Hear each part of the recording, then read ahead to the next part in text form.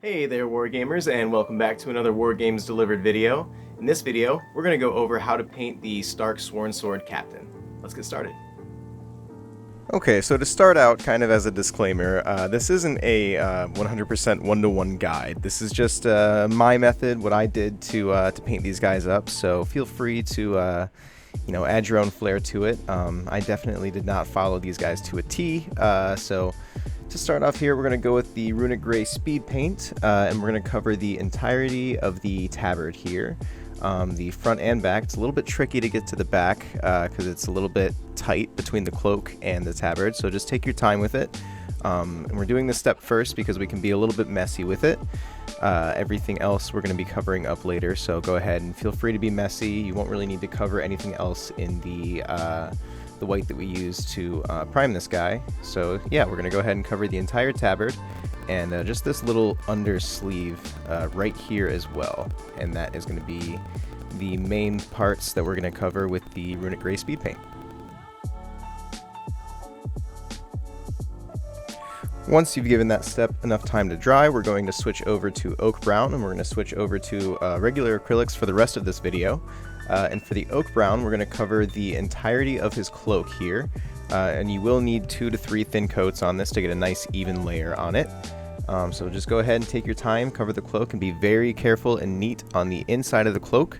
Where you worked on the Runic Gray before, you're going to want to just be very careful around those spots, and if you do get any of the brown on the tabard, we'll go ahead and cover how to fix that in the next step here.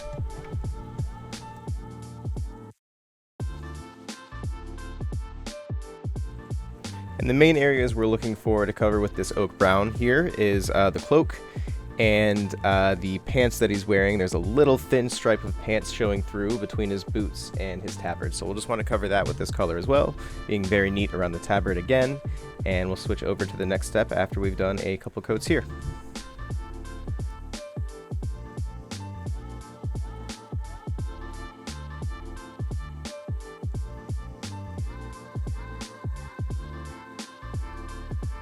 Once you have nice even coverage of this color, we're going to switch over to our cleanup step. I was a little messy on our tabard here, so we're going to switch over to some ash gray. And with this, we're just going to cover any parts of the tabard that we hit with the Oak Brown on accident. We're going to go ahead and give that some time to dry, and then we'll cover it back up with the Runic Gray and just restoring it to the color it was. So as you see here, I had a little bit of a mess on the side of the cloak here and a little bit on the sleeve back here as well. So we'll just go ahead and cover that up with the ash gray, and we will go ahead and cover it with the Runic Gray after this dries.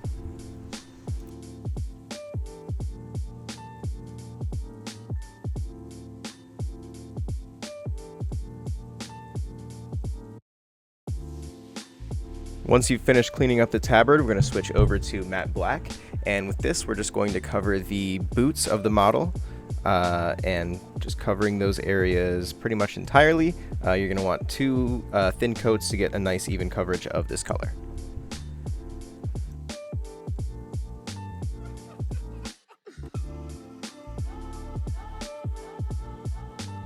Now, as you can see around this area, I'm being a little bit slower and more careful than I normally would, just because it's very close to some areas that we've already painted. I don't really want to go back and cover up with the Runic Gray if I don't have to, so just trying to avoid making mistakes here. Just go ahead and take your time when you're working on areas like this where you've already worked on a lot of areas around it. Just take your time, be as neat as possible, and if you need to, go back with the previous color to clean up any mistakes that you've made.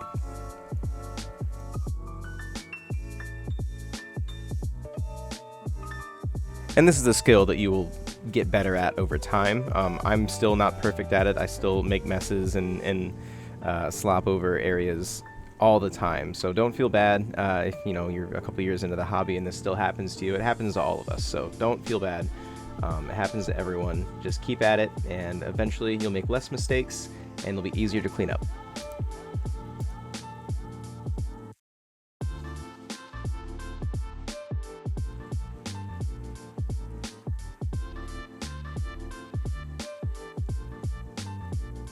Once you've got nice even coverage there, we're going to switch over to probably the largest step, of this model, and that is the metal bits of him. So we're going to switch over to gunmetal. And with this, we're going to cover the entirety of the chainmail bits on the model.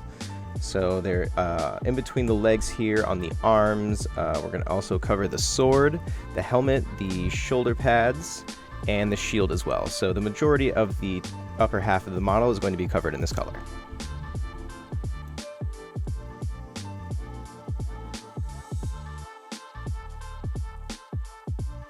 Metallics can tend to be a little bit thicker when you apply them, so just be very careful with this. Thin it out more than you think you need to, and give it more coats than you normally would with a normal acrylic. So I usually go 3 to 4 thin coats with this kind of metallic painting style. Typically what I like to do is dry brush metallics, but to get the like establishing base coat, this is kind of what you have to do for most of your metallics.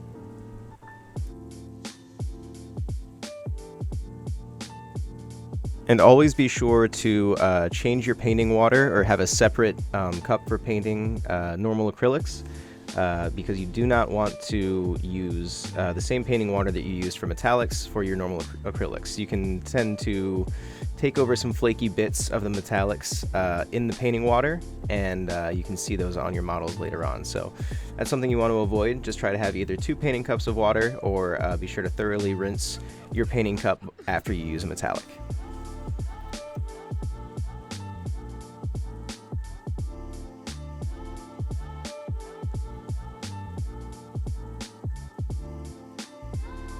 Once you have nice even coverage there, we're going to switch back over to our normal acrylic line, and we're going to switch to werewolf fur.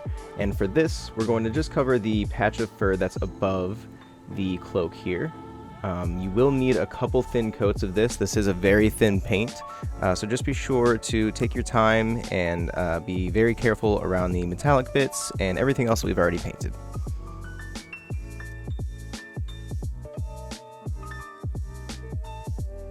You can absolutely choose to cover this part with oak brown instead if you want to just keep it all one color and go for a little bit more speed and efficiency.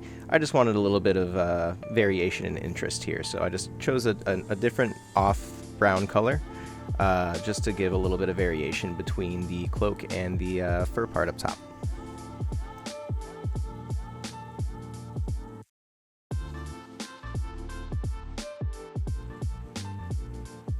Moving on to one of our last base coating steps, we're going to switch over to fur brown, and with this we're going to cover the belt and all of the straps on the model. So be very careful around all of the metallic bits that we painted earlier, and the tabard as well here. So we're going to be very careful, just work up the color very slowly here. Just try to draw a straight line across the belt here and work out the edges.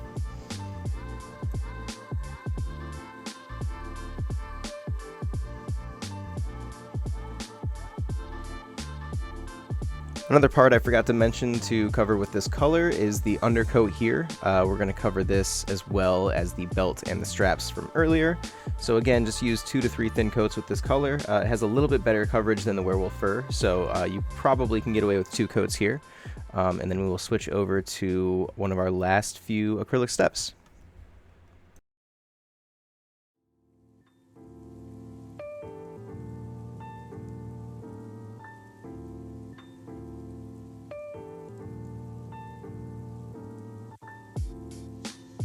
And for our final acrylic step, we're going to switch over to Barbarian Flesh.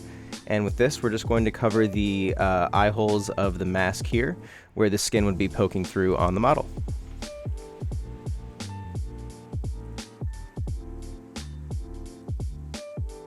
You want this paint very controlled, so thin it down and wipe off any excess on your brush, either on your thumb or on a paper towel, whatever you prefer, and just go ahead and dot the eyes on the model here.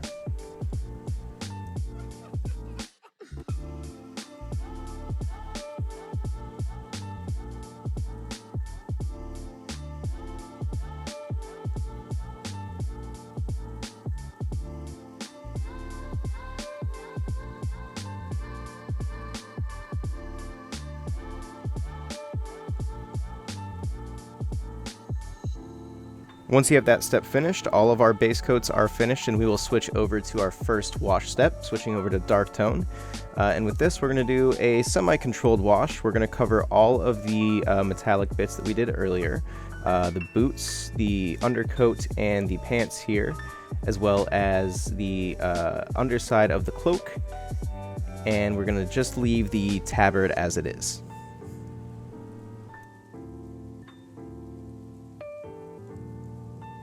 So as you can see, I'm trying to be as careful as I can around the tabard here. This is pretty much the only area that we don't want covered with the wash, and the eyes as well. We're going to cover that with a different wash. So we're just going to cover here very slowly and carefully, trying to avoid as best as we can getting the speed paint covered with the wash here. So we'll just go ahead and hit every other area, and we will avoid hitting the back of the cloak as well. We'll do a special kind of selected spot wash for that.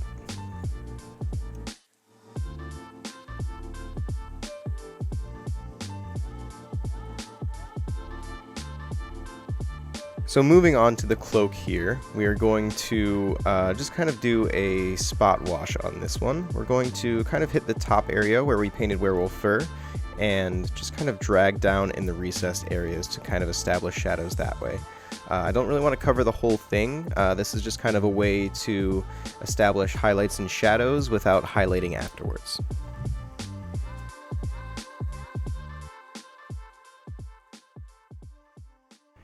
And obviously when you're working on character models and, you know, more important models, so to say, I guess, you can add a little bit more highlights and more detail to them. But for me, this is more of a rank and file, you know, infantryman model. So I just kind of wanted to get them on the field fast and see how many I can do quickly. So this is my test model here that you guys are seeing. And this scheme, you know, took me, I would say, about a day, give or take, just to finish everything off. You know, back and forth with it, not working on it all day, obviously. So when you're speed painting these, I think it's a pretty efficient way to get everything done. So the only area that we're going to hit here with the flesh wash is going to be the fur brown areas, the belts and the undercoat and the straps up top, and of course the eyes in the helmet as well.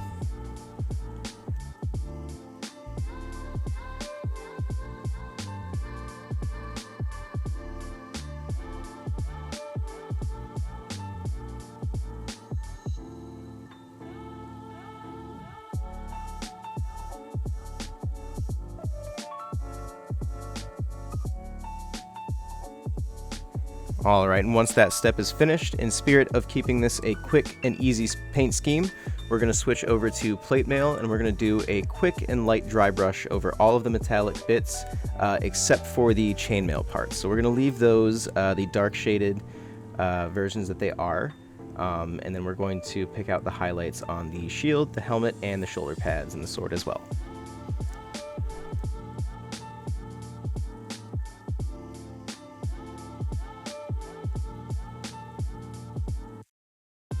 So again, with dry brushing, just work up slowly. As you can see, that added a nice level of highlight and detail to the shield here.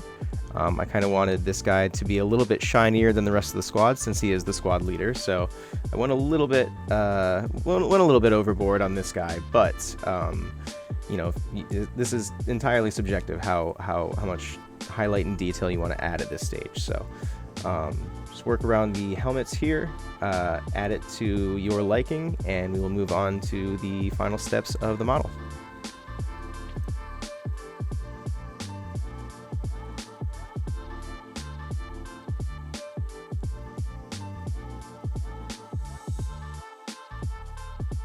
And so when highlighting your swords with a dry brush, the best method that I've found is just kind of start from the tip and work back.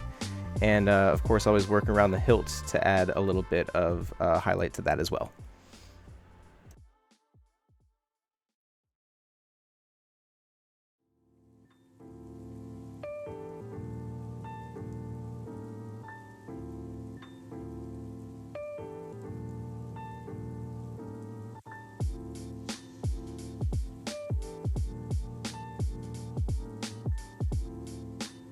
And once you've established a nice highlight there, we're going to switch over to our final step here. I actually kind of forgot about this step. I would have done this earlier if I would have remembered, but this is the dark sky, and we're just going to use this to paint the Stark Direwolf on the Tabard. So this is a little bit hidden on this model. You can see it a little bit better on the other Stark Sworn Sword models, but it's just right underneath, or behind his shield rather.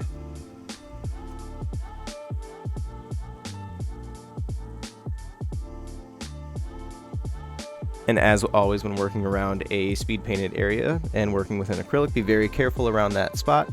And we're just going to pick out the detail very slowly here, using a few thin layers to get a nice even coat on the model.